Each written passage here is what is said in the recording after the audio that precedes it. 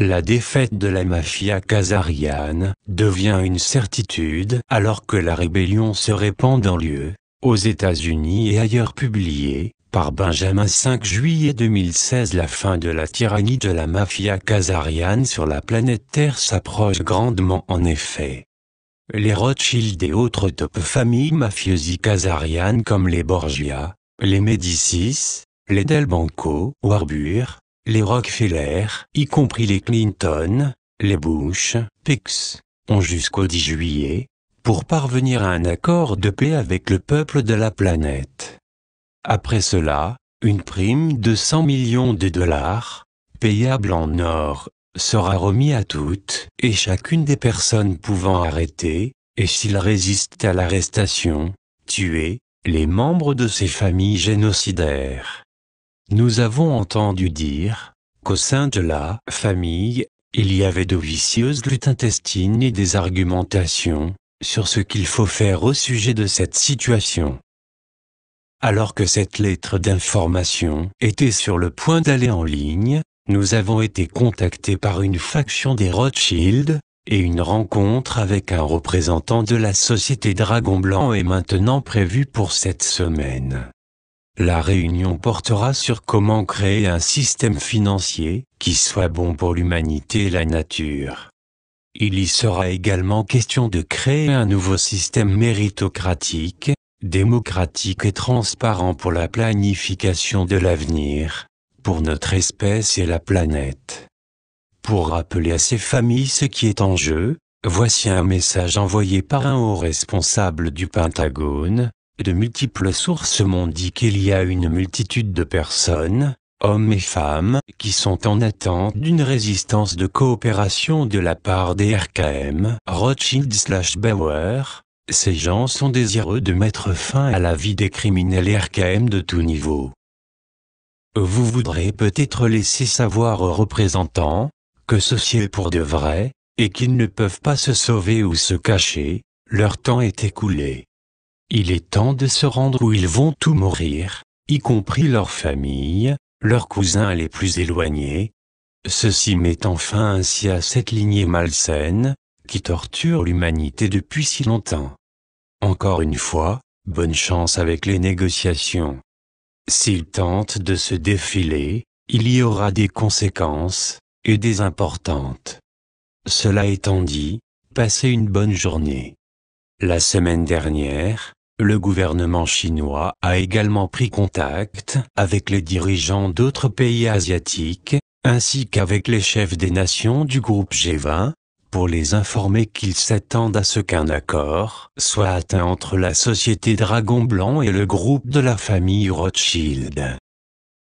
Les Chinois sont trop polis pour faire des menaces, mais voici une déclaration publiée par les francs-maçons chinois.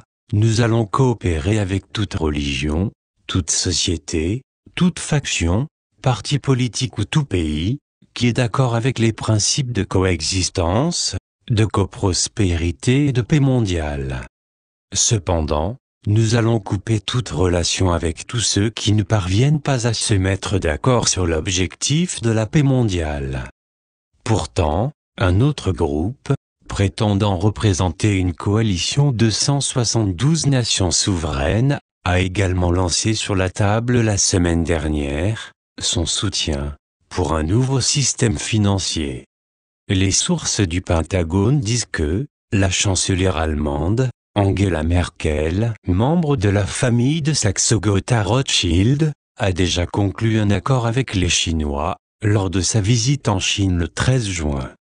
Selon cet accord, Merkel a promis de démissionner après que la Grèce aura quitté l'UE et, en échange, les Chinois ont accepté de sauver Deutsche Bank.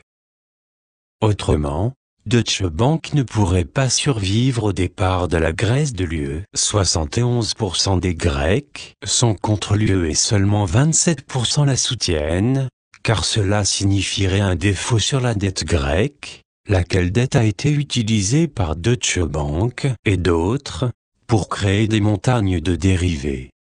Ces montagnes s'effondreraient automatiquement, si le sable qu'est la dette grecque, sur lequel ils sont construits, était enlevé. L'autre pays de l'Union européenne, où une crise est en train de monter rapidement, c'est l'Italie.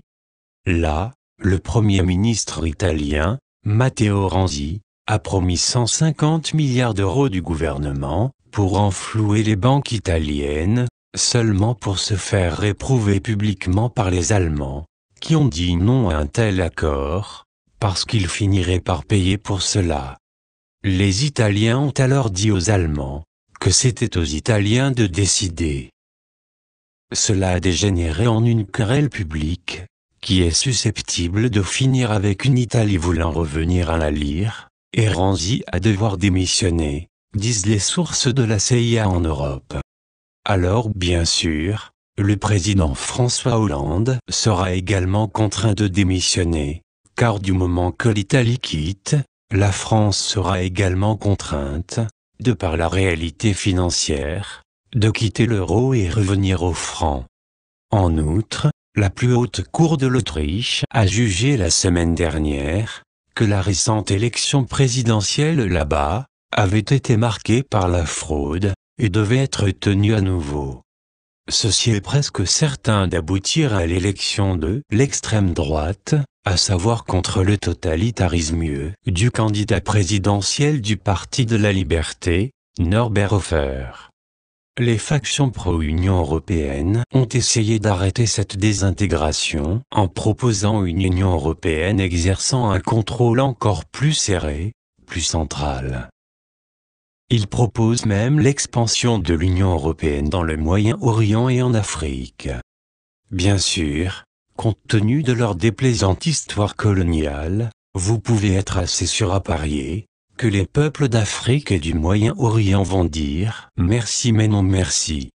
Il est clair que le projet envisagé par l'Union européenne, d'évoluer vers un gouvernement mondial de style Union soviétique, est condamné.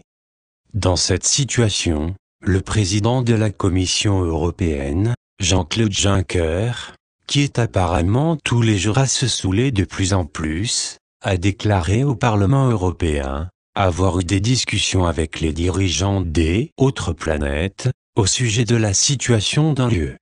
Vous pouvez être sûr que les extraterrestres se sont beaucoup amusés de ce commentaire. Aux États-Unis, la mafia khazariane est aussi dans le pétrin. Le tumulte de rumeurs, répandu sur les activités d'Hillary et Bill Clinton, en est le signe le plus clair. Ainsi qu'il a été largement diffusé, dans les multiples plateformes de médias, Bill Clinton a essentiellement fait irruption dans un avion, où était la procureure générale des États-Unis, Loretta Lynch, et a eu un entretien privé de 20 minutes avec elle. Inutile de dire que, avec son épouse faisant l'objet d'une enquête criminelle, cette réunion a été largement fustigée, comme étant une ingérence flagrante dans le système juridique. L'hypothèse que la plupart des gens font, est que Clinton a menacé Lynch, au nom d'Hillary.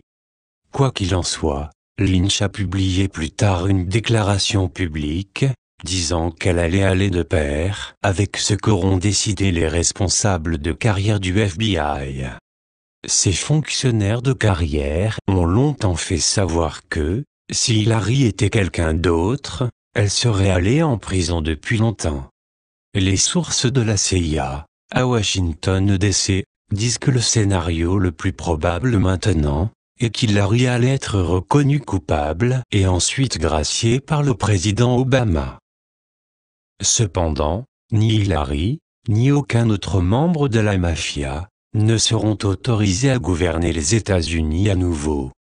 Plusieurs poursuites sur les élections volées démontrent aussi très clairement que le peuple américain est maintenant ouvertement en révolte contre les volontés d'élection par la mafia khazariane.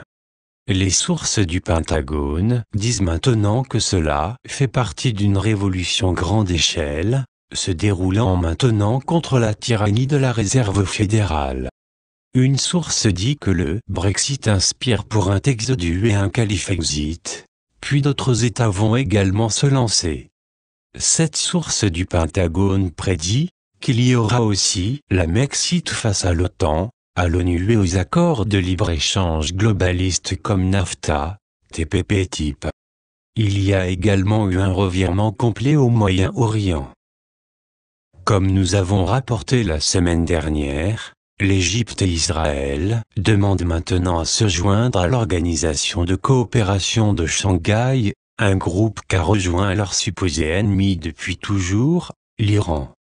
Maintenant, la Turquie a soudainement fait volte-face à 180 degrés, et en est maintenant à vouloir rétablir des relations amicales avec la Russie, Israël et même bientôt l'Égypte. Il semble que la paix soit enfin sur le point d'arriver dans cette région tourmentée depuis si longtemps. La faction de la mafia khazariane, qui veut toujours obstinément démarrer la Troisième Guerre mondiale, et déclencher l'Armageddon, n'a cependant pas complètement lâché prise sur ce front. Il y a eu de l'action à Moscou la semaine dernière, du genre qui ferait un grand film d'espionnage. Les sources au FSB, ainsi que les rapports dans les points d'actualité, en l'occurrence le Washington Post et l'agence TASS des nouvelles officielles en Russie, sont tous d'accord qu'il y a eu une sorte de fusillade près de l'ambassade américaine, à Moscou, la semaine dernière. Il convient également à dire qu'un diplomate américain a été grièvement blessé et transporté aux urgences.